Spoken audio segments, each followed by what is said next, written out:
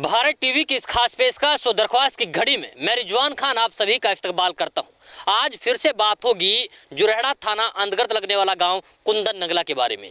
कुंदन नगला की हर एक तस्वीर से हमने आपको रूबरू कराने की कोशिश की, हर वो मंजर आपको दिखाने की कोशिश किया जिसमें पुलिस ने गांव में जाकर के जो बर्बरता दिखाई, जो तहस नहस पूरे गांव को कर डाला था। लेकिन अब सवाल ये है कि आखिरकार कुंदन नगला गांव को इंसाफ कब मिलेगा?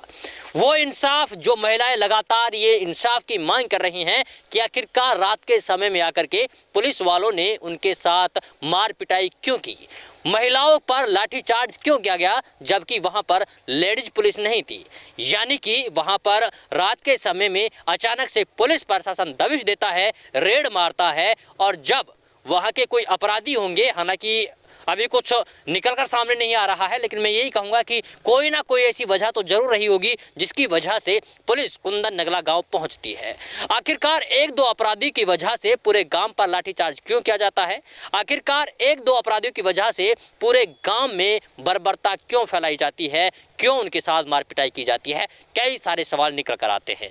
जैसे ही ये खबरें सोशल मीडिया पर और चैनल्स पर चलने लगी तो उसके बाद में कामा से विधायक जाहिदा खान मौके पर पहुंचती हैं, निरीक्षण करती हैं, लोगों से बात करती हैं और ये जानने की कोशिश करती हैं कि आखिरकार मामला है क्या, महिलाओं के साथ मारपीट पुलिस ने क्यों की, आखिरकार रात में आकर के पुलिस ने सारे घरों में तोड़फोड़ क्यों की। ये जानने के बाद में जाहिदा खान ने जनता को अपने साथ लिया और उसके बाद कलेक्टर के सामने उन्हें पेश किया। उसके बाद में आईजी की जांच वहां पर बैठी, एडिशनल एसपी साहब गांव में पहुंचे और अब लगातार इसकी इंक्वायरी हो रही है, इसकी जांच हो रही है।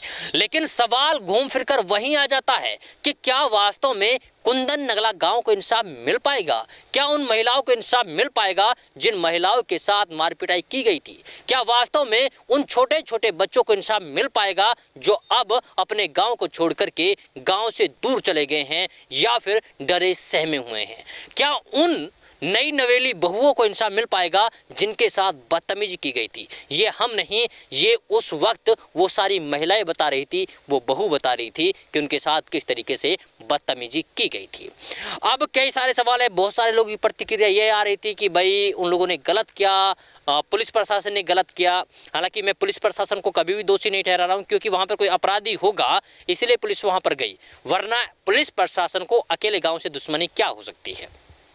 लेकिन फिर सवाल ये भी आ जाता है कि भाई जब गांव से दुश्मनी नहीं थी तो महिलाओं के साथ मार पिटाई क्यों की गई, महिलाओं के ऊपर लाठीचार्ज क्यों की गई? देखिए, जब हम लोग वहां पर दिखा रहे थे कई सारी तस्वीरें ऐसे सामने आई जहां पर महिलाओं के जो पैर हैं उनमें लाठी लगी हुई थी, उनसे खून बह रहा था। कुछ महिलाएं ऐसी थी जिनके लाठियां छपी हुई थी, चाहे पैरों की बातें करें या फिर हाथों की बातें करें। कुछ बुजुर्ग ऐसे थे जिनकी उम्र 60-65 साल की रही होगी और उनकी लाठियों से उनका हाथ फटा हुआ था, कटा हुआ था। वो सारे लोग ये सोच रहे थे कि आखिरकार ऐसा क्या हुआ, भाई रात को हम लोगों के साथ में मार पिटाई क्यों की। हम लोगों ने उनके परिवार वालों से बातें की, गाँव वालों से बातें की।